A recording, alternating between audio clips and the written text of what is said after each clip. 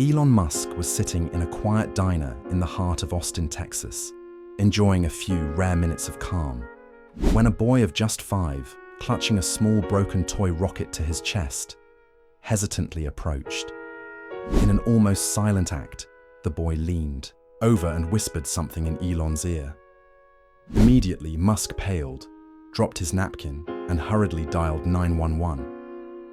What comes next will bring surprising revelations to light. Don't forget to leave a like, subscribe, and ring the bell to be notified whenever there are new stories on the channel. Elon Musk was sitting in a simple diner called Sunrise Diner, located in a quiet neighborhood in Austin, Texas. After an exhausting day visiting one of his technology companies in the area, Elon was looking for a place to eat without attracting attention. He wore a dark leather jacket, jeans, a cap, and discreet glasses. Even so, some customers whispered, recognizing him at a glance. The traditionally decorated diner was illuminated by fluorescent lights. The air had that characteristic aroma of fresh coffee and hamburgers on the griddle. It was almost 7 in the evening. Outside, the sky was beginning to show reddish tones. Elon was sitting alone in a corner, looking absent-mindedly at his cell phone, when the glass door opened, and in walked a tall man with a rigid countenance, accompanied by a little boy about 5 years old. The boy was holding a damaged toy. It looked like a small plastic spaceship, broken in the middle. The man, whose well-cut jacket contrasted with the simple surroundings, pulled up a chair and sat down impatiently at a table near Elon. The boy, with messy blonde hair and wearing a crumpled t-shirt, cast a curious glance in Elon's direction, but then lowered his head in fright. Meanwhile, the man, who was talking on his cell phone in a harsh tone, showed no affection for the boy. Elon finished eating his sandwich and picked up his cell phone to check some messages. From time to time, he glanced around, noticing that the boy seemed to want to approach him but hesitated. Every time the boy tried to look away, the man would stare back at him with a frown. The contrast was obvious. The boy kept his body withdrawn, as if afraid of any false move, while the man appeared to have total authority over the situation, without a trace of affection. After a few minutes, Elon heard a soft tum, the boy's chair scraping on the floor. The boy stood up and, with timid steps, moved over to Elon's desk, still holding on tightly to his broken spaceship. He stopped about a meter away, as if he didn't have the courage to get too close. "Hey, what's up?" asked Elon, smiling affably. The boy looked back to see if the man was watching. Indeed he was, with an even more closed expression. "My name is Jacob," said the little boy, in an almost inaudible voice. "Are you Elon Musk?" "Yes, I am." "And you, Jacob, what do you like?" said Elon, making an effort to keep his tone welcoming. The boy lowered his eyes to his own broken toy. "I like rockets. I wanted to fix mine." Elon realized that Jacob was nervous and looked at the man in the suit, who had interrupted the phone call and was now staring at them coldly. "We could try to see what happened to him," suggested Elon. "Can I take a look?" Jacob stepped forward, held out the toy, and at the same time looked cautiously over his shoulder, almost as if asking permission. The man stood up abruptly, straightened his tie, and walked over to where the boy was standing. He put his hand on Jacob's shoulder and gave it a gentle squeeze. "Good evening, Mr. Musk," he said, trying to force a smile. "I'm Harold Miller. It's all right. The boy doesn't want to bother you. He's just confused." Jacob wilted instantly. He was visibly intimidated. Elon nodded suspiciously. "No problem. He just asked me to help him with the toy." Harold looked at the toy, shook his shoulders, and made a dismissive gesture. "That's not important now. Come on, Jacob. We have an appointment." The boy suddenly grabbed Elon's arm, his face showing panic. The boy's voice was lost, becoming a whisper. Elon raised his eyebrows, sensing something much more serious in the air than a simple childish tantrum. "Mr. Miller, I think Jacob would like to stay here for a while," Elon said calmly, while keeping his hand on the boy's, trying to convey reassurance. Harold gave a dry laugh. "Listen, Elon, you may be a celebrity and all, but you have no idea what's going on. I look after this boy." He's just scared because of recent situations.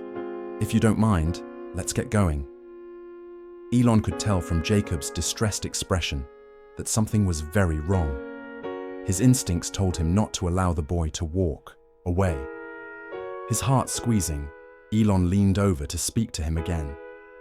"Jacob, do you want to tell me what happened to your toy? If you want, I can listen to you," offered Elon, looking steadily at the boy, but also aware that Harold was standing to the side, impatient. Jacob took a deep breath and moved closer to Elon, lowering his voice. I'm scared. He hurt my mother." Elon felt his stomach turn. That simple sentence, spoken in a whisper, contained an enormous dimension of suffering. Harold, immediately noticing the change in Elon's expression, squeezed Jacob's shoulder tightly. "Don't make up stories, kid," growled Harold, giving him a threatening look. At that moment, without a second thought, Elon reached for his phone. His eyes met Jacob's, a pleading look, full of childish desperation. And that was enough for Elon to make up his mind. He quickly typed in a request for help to an emergency contact he had at the local Austin police. "Stay here with me, Jacob. Do you want something to eat? Some ice cream, maybe?" Elon tried to calm the boy down while keeping an eye on Harold. Harold tried to intervene. "This is ridiculous. You're butting in where you don't belong. Come on, Jacob." But the boy grabbed the edge of the table, refusing to leave. The whole cafeteria seemed to realize that something tense was going on. A waitress called Emily Carter, who was watching the scene from afar, approached cautiously. "Is there a problem here?" she asked, looking from Elon to Harold. "No, Emily, we just need a bit of privacy," said Harold, trying to end the conversation. His voice, however, sounded fake. Elon, for his part, looked Emily in the eye. "I think this boy is in danger. Could you please get him a glass of water?" She nodded and walked away, casting a worried glance in Harold's direction. Meanwhile, Elon sent the final message requesting that the police come to the Sunrise Diner as soon as possible. As soon as Emily stepped away to get some water, Harold pointed his finger at Elon, annoyed. "Look, you think you can do whatever you want, don't you? Just because you're famous and a billionaire. Just know that nothing will happen to me or to what's mine." Elon stood his ground. "I don't think anyone should hurt a boy or his mother. If something serious has happened, the police should assess it." Harold, running a hand through his hair, laughed debauchedly. "If the police come here, it'll be a waste of time. There's no proof, just the word of a scared little boy." Jacob, hearing that, took a step back, trembling. His eyes went from Elon to Harold, not knowing what to do. Moments later, Emily returned with the glass of water for the boy and stood next to Elon as if to support the situation. She leaned over and gently touched Jacob's shoulder. "Hey, little one, it's all right," she said. Before Harold could reply, sirens sounded outside. 2 police cars parked in front of the diner, and 3 officers quickly entered. The ambient conversation ceased completely. All the customers turned to see what was happening. The first to approach was Officer Anderson, a burly man in a dark blue uniform. Next to him came Officer Parks, a woman with a serious face, and Officer Brown, who had softer features. Anderson went straight to Elon. "We've received a request for help. Can you tell us what happened, Mr. Musk?" Harold, his face flushed, tried to interrupt. "Officers, this is a mess. The boy is upset. There's nothing wrong. I'm responsible for him." Anderson raised his hand, asking for silence, and looked at Elon, waiting for an explanation. Elon pointed to Jacob, who was curled up next to him. "He told me that his mother was hurt by this man, and he seems very afraid to leave with him. I ask you to check that the child's mother is safe." Jacob then muttered, "My mother. She can't get up. He hurt her at home." Officer Parks bent down to Jacob's level. "Where do you live, honey?" With a shaky voice, the boy gave the address. And for the first time, Harold showed real nervousness. Sweat beaded on his forehead, and he tried to keep his posture, but failed to disguise the apprehensive look on his face. "You're lying, officers. There's nothing wrong. We need to leave now," said Harold, trying to get past them. Officer Brown moved quickly and blocked the way. "You're not going anywhere until we confirm what's going on." Harold rolled his eyes and raised his voice. "This is absurd. I'm calling my lawyer." "You'll be sorry for pulling this stunt." The tension in the diner only increased. Jacob held Elon's arm tightly, as if afraid that Harold would try to grab him. Anderson removed handcuffs from his belt. "Mr. Miller, you are being held in custody while we investigate the report of assault. Any attempt to object could aggravate the situation." Harold swallowed, glancing at everyone around him. The vibration of his cell phone in his pocket distracted him.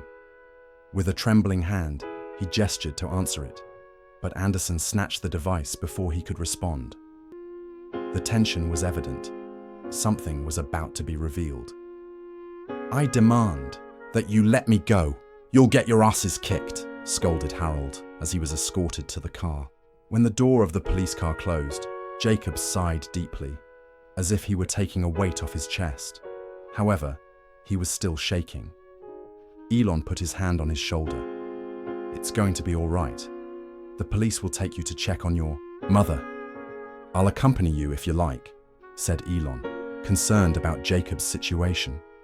The boy nodded, looking at Elon gratefully. He then climbed cautiously into the other car, accompanied by Officer Parks.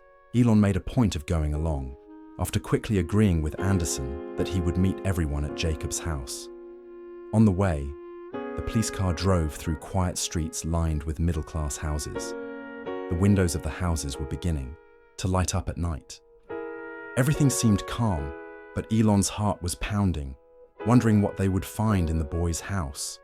Jacob, sitting in the back seat, hugged the broken spaceship, his eyes full of worry. "Do you know how to fix this?" he asked, pointing to the broken toy. "We'll find a way," replied Elon, trying to sound confident. "But first, we need to make sure your mother is okay." Jacob shook his head in understanding. "He said horrible things to her," he muttered, tears forming. "He said that no one would believe me." Elon took a deep breath and put his hand on the boy's shoulder. "We're here now. You did the right thing by asking for help." As soon as they arrived at the address indicated, Jacob's house had its lights off. 2 policemen had already gone ahead of them, following instructions given over the radio. The door was locked, but soon after, one of the officers broke it down when he heard faint groans coming from inside. Behind the overturned furniture, they found Lisa Thompson, Jacob's mother, lying on the living room floor, unconscious, with a spot of blood near her forehead. The scene was heartbreaking. Jacob let out a restrained cry of despair at seeing his mother in that state and advanced towards her, but was restrained by Officer Parks, who asked him to wait outside. "Call the ambulance," shouted Officer Brown. "She's still breathing, but very weak." Elon stood there perplexed, watching as they performed first aid. Several thoughts ran through his mind: relief that they had arrived in time, indignation at the violence he was witnessing, and the need to help that family. While they were waiting for the ambulance, Elon knelt down next to Jacob, who couldn't hold back his tears. "She'll get better, Jacob. Now she'll get help," said Elon, hugging the boy. "I tried to help before, but Harold always locked the house and said there was no point in calling the police." Jacob sobbed. Officer Parks stroked the boy's hair. "You were very brave." Sirens lit up the street as the ambulance arrived to help Lisa. The paramedics stabilized her and placed her on the stretcher. Jacob wanted to get into the ambulance, and Elon asked to accompany them to the hospital. Everything seemed confusing, but there was hope in the air. The boy's mother was alive, and Harold would be investigated. At St. Mary's Hospital in the early hours of the morning, Elon waited alongside Jacob for the results. With each person he passed, the boy shivered, unsure. Officer Parks also stayed to calm him down. After the tests, the doctor appeared in the corridor and explained that Lisa was conscious and would be under observation for a few days, but that, fortunately, she had no lethal injuries. "Can I see my mom?" asked Jacob anxiously. "Of course, but only for a few minutes. She's still recovering," said the doctor. Elon accompanied the boy into the bedroom. Lisa was lying down with gauze on her forehead. Her breathing was still shallow, but she gave a faint smile when she saw her son. Jacob ran over to her, holding his mother's hand. "Mum, I'm sorry, I had to talk to someone," he said, his voice breaking. Lisa, looking into his eyes, whispered, "You didn't do anything wrong, son. I should have protected you, but I was so scared." Elon sensed the pain in that confession. He moved closer, quietly, so as not to get in the way. Lisa stared at Elon with some surprise as he continued to stand there in solidarity. It touched her. "Thank you," she said, with a thread in her voice. "Thank you for taking care of my son. I don't know how to repay you." Elon gestured for her not to worry. "You don't have to. You and Jacob need peace now. I'll help, in any way I can." And so a few days passed. Harold was formally indicted for assault and attempted kidnapping of a minor, as there were records on his cell phone that indicated plans to take Jacob away to another state. The police also found notes confirming his mistreatment and threats against Lisa. Meanwhile, Elon dedicated part of his schedule to ensuring that Lisa received full medical and legal support. Jacob, for his part, became more comfortable. He spent part of his time at his mother's side in the hospital, and when Elon came to visit, the boy wouldn't let go of the broken spaceship. He wanted it to be fixed, not just because it was his favorite toy, but because it symbolized in a way his dream of flying away from that cruel reality. One afternoon, a few days after Lisa had gotten better, Elon returned to the hospital with something special, a brand new small model rocket. But as well as that, he brought a box of tools and some components to try and repair Jacob's original spaceship. The boy looked on enthusiastically as Elon picked up glue and small parts. "I'll show you how we can fix it. This way, you'll have two models, your old one, which shows how we got through difficult things, and this new one, reminding you that you can always start again," Elon explained. Jacob, with sparkling eyes, stood next to him, learning how to fit the pieces together. "It's like magic," he commented. "It almost is, but it's also science, patience, and persistence," replied Elon, laughing. Lisa, now more conscious and out of danger, watched everything from her bed, moved by this simple gesture that meant so much to her son. He hasn't smiled like that for a long time. "Thank you." A few weeks passed, and the news about Harold Miller's case was gaining ground in the local media. There was a certain uproar because the man, who boasted influential contacts, had not managed to escape the law. The evidence was overwhelming. He had been remanded in custody pending trial. At the same time, Elon turned to an NGO that protects women in situations of domestic violence. He made generous donations and undertook to visit shelters to encourage other survivors to find hope amid the chaos. In several interviews, he avoided focusing on himself and instead drew attention to Jacob's bravery and the importance of reporting abuse. Lisa's recovery progressed well, and soon she and Jacob were living in a safe place, supported by the NGO Elon had contacted. The boy went back to sleep without frequent nightmares, and his mother felt relieved to have freed herself from that abusive relationship. The traumas were there, but with psychological help and solidarity, life was reorganizing itself. For Jacob, the highlight of all this was receiving an invitation from Elon to visit a technology center near Austin. There, he saw prototypes of miniature rockets, autonomous cars, and other interesting projects. His eyes sparkled, and he held tightly to both the new and the repaired models, symbols of a childhood that, although bruised, was being restored. In a small auditorium at the Technology Center, they organized a simple but very meaningful tribute. Police Chief Anderson presented Jacob with a small symbolic Brave Young Man medal. The audience, made up of staff and volunteers, gave him a standing ovation. Jacob timidly took the stage, accompanied by Lisa. Anderson was keen to point out, "The police were only able to act because Jacob found the courage to ask for help. May his story inspire others not to be afraid to speak up when something isn't right." Visibly moved, Elon took the microphone. "Jacob taught me that small acts of courage can change everything.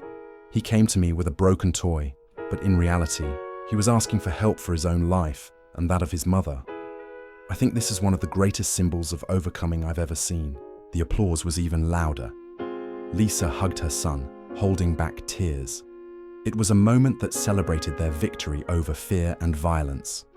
Before leaving, Jacob presented Elon with a hand-colored drawing depicting a rocket rising into the sky, next to two figures holding hands, one taller and one smaller, him and Elon. Above it was written, "Thank you for fixing my rocket and our life." Elon smiled, his eyes watering. "It's the best present I could ever receive." The story of Jacob, Lisa, and Elon Musk reminds us that it often only takes a request for help, however small it may seem, to initiate profound change. A broken toy became the sign of a family in danger, and the empathy of a stranger, even a famous one, made the difference. In the end, the lessons that remain are the importance of paying attention to signs of suffering, denouncing violence in any form, and offering support to those in need. One child's courage overcame the barrier of fear and inspired everyone around her to act with compassion, respect, and a sense of responsibility. In every gesture of solidarity, in every attempt to repair what is damaged, be it a toy or a life, there is the seed of transformation. And when you act with kindness and empathy, you not only help those in need, you also renew the hope that each of us can do something to make the world safer and more humane.